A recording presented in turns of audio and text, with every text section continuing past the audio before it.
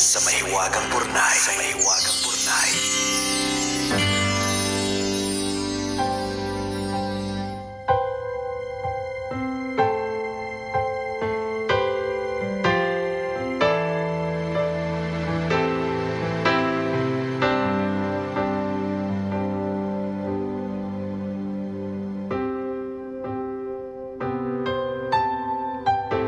Dear kumikinang na tambalang Nicole Yala at Diego Bandido. Itago niyo na lang po ako sa pangalang Mika. Palagi po ako nakikinig sa inyo kaya po ngayong medyo confused ako. Naisip ko pong sumulat sa Mahiwagang Bornay. Sana po ay mabigyan ninyo ako ng payo. Ganito po kasi, yung boyfriend ko po ng 3 years, medyo may pagka-toxic. Mahilig pong magsimula ng gulo tapos kapag nag-react ako, biglang siya na yung biktima. May isang beses po nahuli ko yung boyfriend ko na may kayakap na babae. Nakasave po yung picture nila sa phone niya. Nang kumprontahin ko, ako na bigla yung may kasalanan dahil pinakaalamanan ko daw yung phone niya nang walang paalam. Paulit-ulit din niya ang ginagawang biro yung disability ko kahit ilang beses ko nang sinabi na hindi yun nakakatawa. Kapag naiinis ako na yung masama dahil pikon ako. Gusto din niya na siya lagi ang nasusunod sa lahat ng bagay.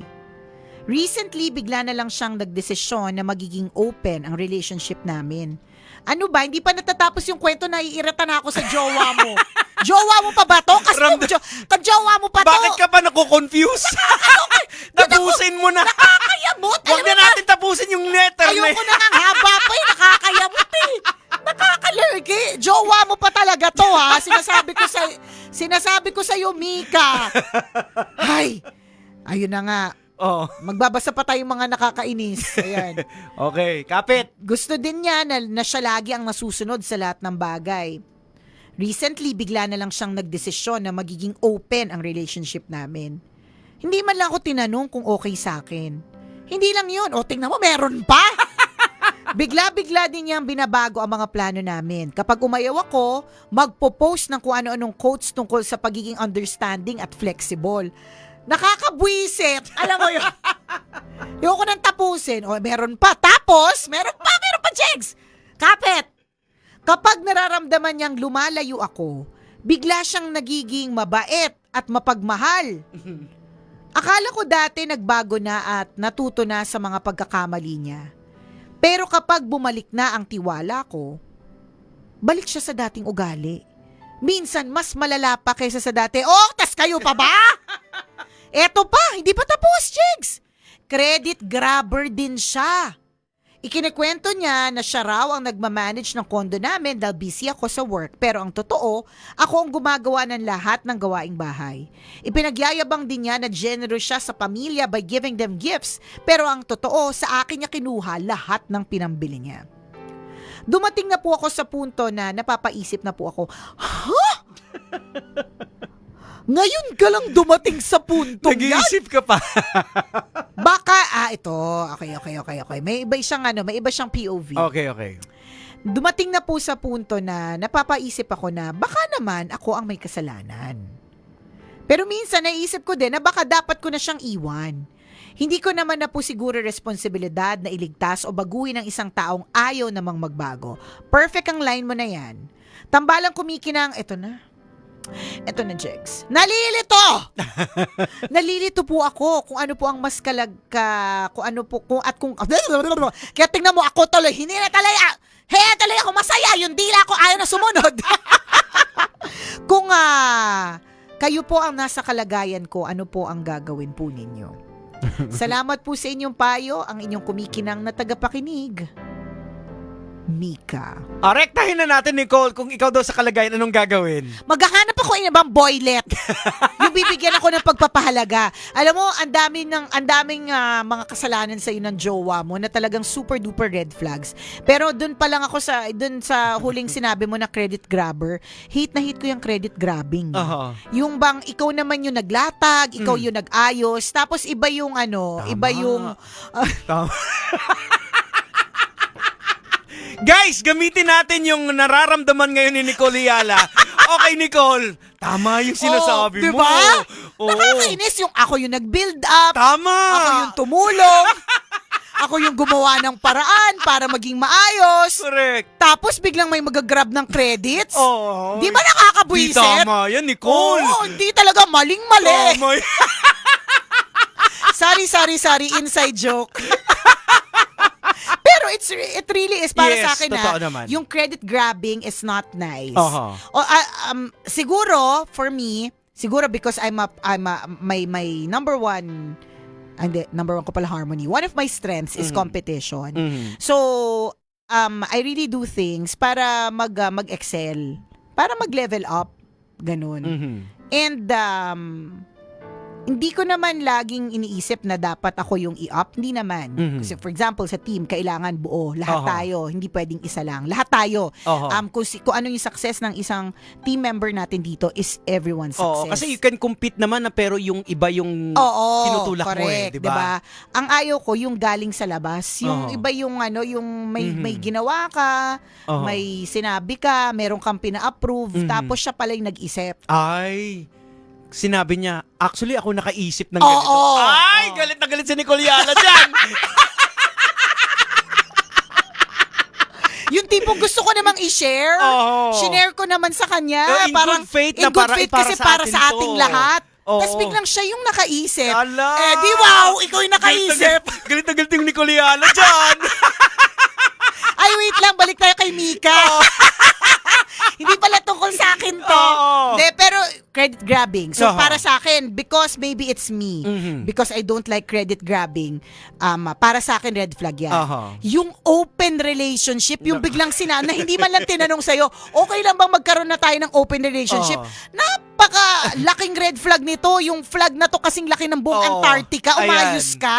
So, habang kanina po naglilitanya si Nicole, binabasa yung letter, pumipitik-pitik yung ugat sa ulo niya. Kita ba? Oo, chine-check ko po Oh. yung yung mga traits ng ng control freak lahat. Narcissist. Oo, narcissist. nandun lahat Actually, yung ng control freak na mga behavior. Ayan, katulad ng Yung paggawa ng kwento. Ayan, Kasama yan, yun yan. lahat Oo. na siya yung tama. Correct. Ayan. Yun. Yung kahit siya yung mali talaga, gagawa Oo. siya ng paraan, isegue para siya yung tama. Tama, Tapos oo. siya yung pa-victim. Correct, Tingnan oo. mo, from the word itself, sa psychology pa lang, control freak. Yeah. Yung word na freak. Oo. Kabisyo! Mika, ano na? Lumabas ka na dyan. Malis ka na, girl. Hindi na dapat to pinag-iisipan.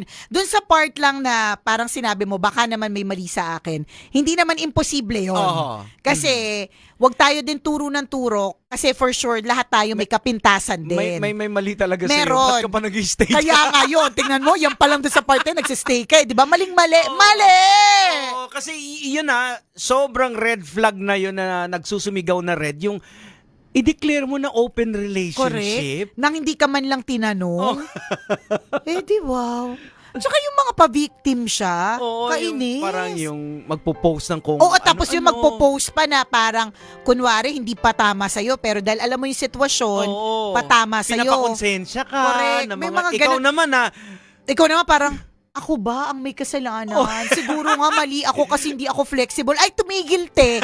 Alam mo kapag ka umalis ka sa situation na yan, marirealize mo na para ka palang nabunutan ng tinik. Yes, oo. Yun lang yun. Para ka nabunutan ng tinik. Kaya, importantatious na, ayusin mo ang mga bagay-bagay.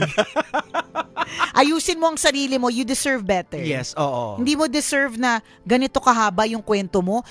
Ang majority, like, I think I would say 3/4 of your kwento ay nandun lang sa paglista Oo. ng mga red flags ng jowa mo. Enumerate mo In-enumerate mo. So, isipin mo yun.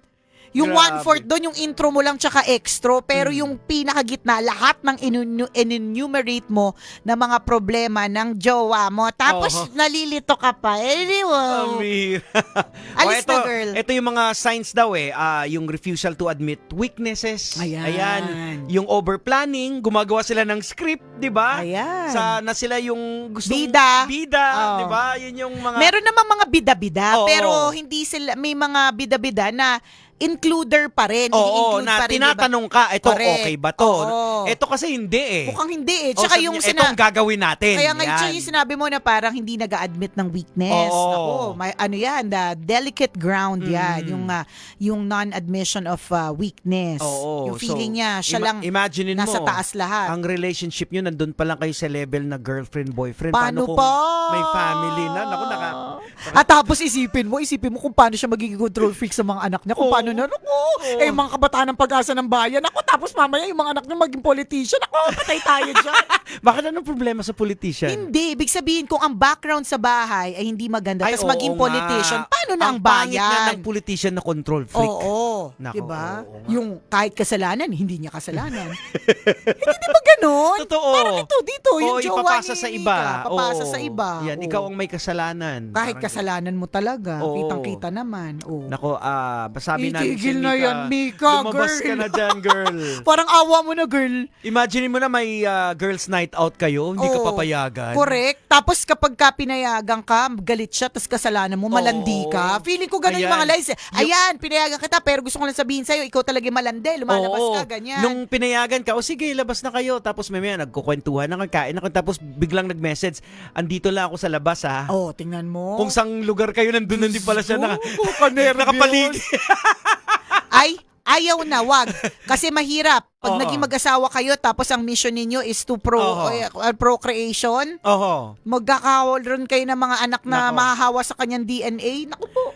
Hayan, hindi mo na... Well, to be fair naman din sa pero kung magbago yung tao, then why not? Di ba? Nang wala na muna kayo. Oo. Kasi kawawa try ka mo dyan muna eh. to distance yourself. Pwede. Oo. Alam mo, tama din naman yung word na sinabi mo, yung words na sinabi mo, yung sentence na sinabi mo, na hindi mo naman siguro obligasyon baguhin ng isang taong ayaw naman magbago. Yes, oo. You can only do so much. Yan, tama. Kung ginawa mo naman yung, alam mo sa sarili mo, yung ginawa mo lahat ng adjustments, pero masakit pa rin sa ulo. Bakit? Oo. Masakit yan sa ulo, tapos nagsistay? diba? Pag masakit sa ulo, pag toxic, Yung umpisa pa lang nga ng letter mo, yung sa toxic kong boyfriend. yun na. Tingnan Yung mo may yan. BF ka na 3 years na medyo toxic. Tapos Tingnan mo. nagpapabiktim pa pag kinumpronta mo. Tingnan mo. Yung intro pa lang eh. Sus. Itigil na laki yan. ka ng why? Bakit nandiyan ka pa? Oh. Yan. Gets naman namin nakakabulag talaga ang pag-ibig. Mhm. Pero he's not the only guy in the world. Oo. Yun lang yun. Ayan. So, pahingahin mo yung sarili mo. Truly. O, pahinga muna. Correct. Ayan. Yun O lang siya. yung Mika. Yun lang muna, Mika, ha? Okay. Ay, exit na muna kami for Oo, now. magpapahinga muna si Nicole yan.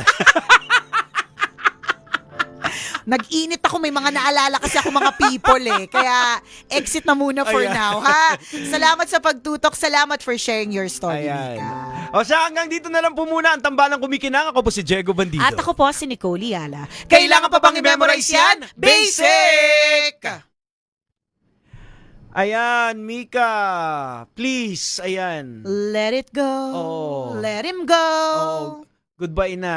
Goodbye. Lahat na ng kanta ng goodbye. Paalam na. Lahat na. Bitawan Exit ka na. mo na. Correct. And then you'll realize, promise, you'll realize, based on experience ha, you'll realize na mas masaya pala pag wala siya. Yes. Minsan kasi natatakot tayo to get out of a relationship kasi feeling natin magiging malungkot tayo. Mhm. Pero before you know it, dahil sobrang ng tindi ng sakit ng ulo na binibigay niya sa'yo, mas masaya pala talaga nang wala siya. Tama. Ha? Ayan. O siya, salamat na marami sa pagtutok mga kabisyo. Thank you, Mika. Bye. Bye everyone. Happy weekend.